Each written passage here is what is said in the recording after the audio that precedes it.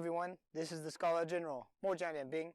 So, it's been a while since I made a video, and I'm sorry about that. And my voice is a little bit raspy today. I'm recovering from an illness, but I thought it'd be a good day to make a video, and I got something special today, because I'm going to talk about the Langxian, or the Wolfbrush, right here. Now, the Wolfbrush was a weapon that's primarily came into repute because of a famous Ming Dynasty general named Qi Jiguang.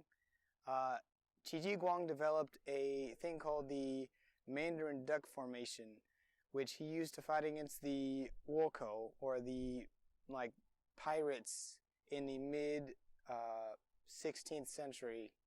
Now, a lot of people will say the Wolko are like Japanese pirates, but in reality, there were still lots of Chinese pirates too. But the main thing is that Qi Jiguang originally developed and used the Mandarin Duck Formation as a way to counter these pirates. And central to those formations and all the different forms of the Mandarin Duck Formation is the Langxian. Now, right now I'm holding a piece of bamboo, and it doesn't look like a weapon because it's a piece of bamboo, but actually the Langxian is basically a piece of bamboo with a spear point on the end. Now, this one that I have here is actually not ideal because there's a few issues with it, namely the type of bamboo. I was only able to get a hold of some shizhu, or some arrow bamboo. This is a large piece of arrow bamboo. But in the past, the Langxian is supposed to be made out of maozhu, which is a much larger variety, and therefore the Langxian I have here, for one, does not have enough branches on the front. You want to get as bushy a bamboo pole as you can.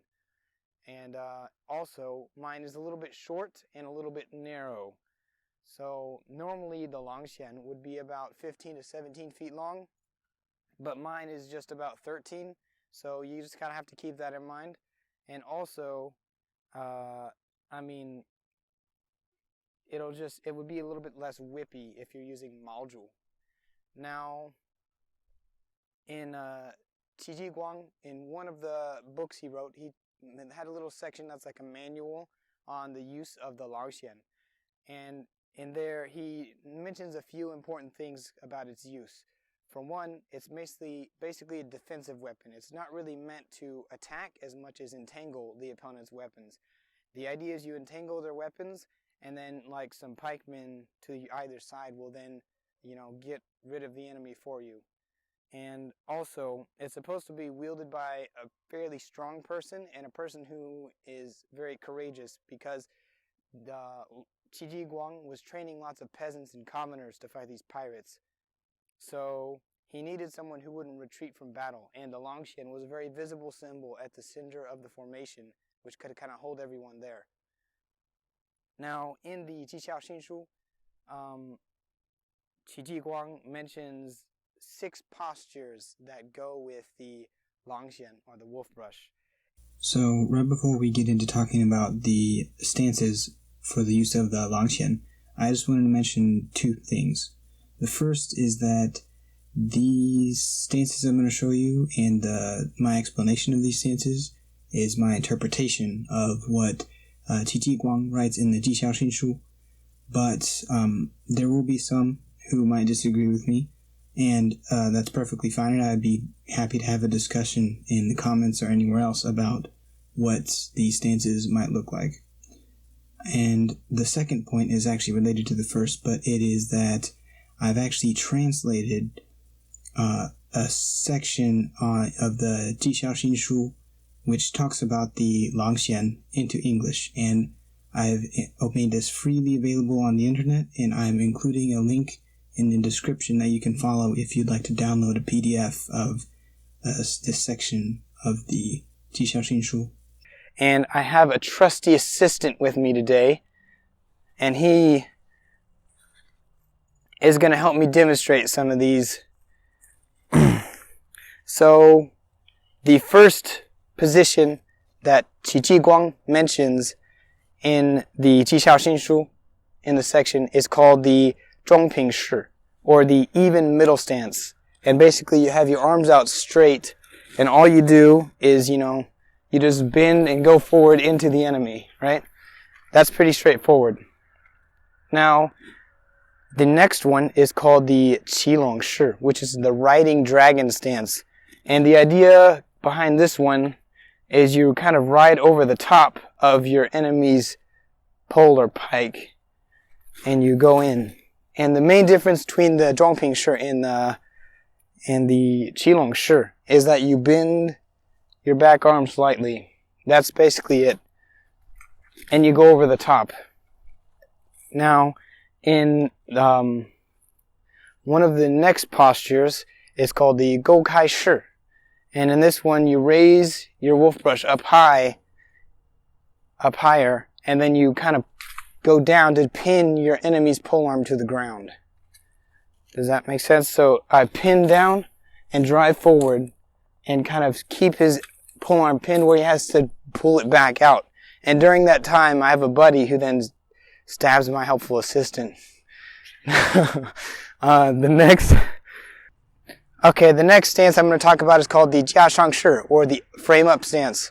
Now in this stance, the whole idea is to get low and drive upwards so that you can stop oncoming downwards blows from polearms. Now, my bamboo, because it's made of arrow bamboo, is a little bit weak, and 毛竹 would be much stronger. But we're going to try this anyway against a pretty hefty staff, and my trusty assistant will strike down on me. And we're going to see how this works. So,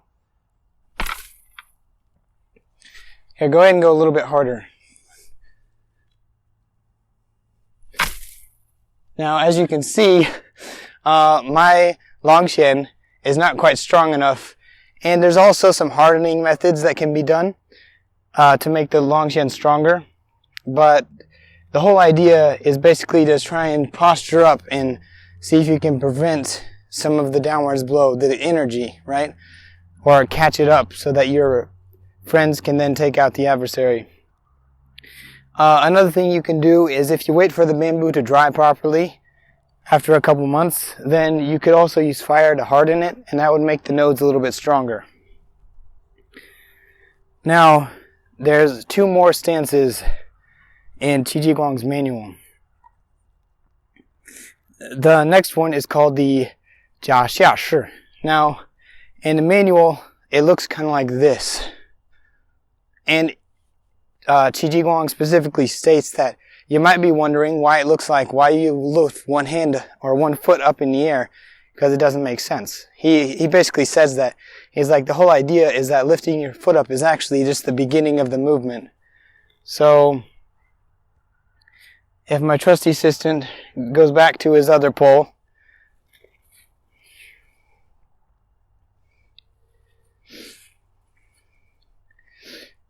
now, the idea behind this one is if he's trying to come in low underneath or something, then I lift up my foot and then I step down. The whole idea of lifting up is to drive down. So it's just supposed to get your weight behind the downwards thrust. Like that, basically. The very final stance that Qi Jiguang talks about is called the 拗步式, which means the crooked step stance. And all that it is it's a retreating stance. It's the only way you're supposed to, or the only way that Qi Jiguang talks about retreating. But ironically, you basically just kind of do this. Right?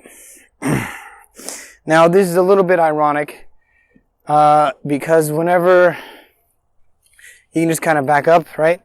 But the thing is that it's called the retreating stance, the 拗步退式 or whatever, but in the description of it, he basically says you should never retreat or try not to retreat, which makes some degree of sense. But he doesn't necessarily talk so much about how to retreat as he does talk about the need for the longxian to not retreat, because it's the core of the formation, right?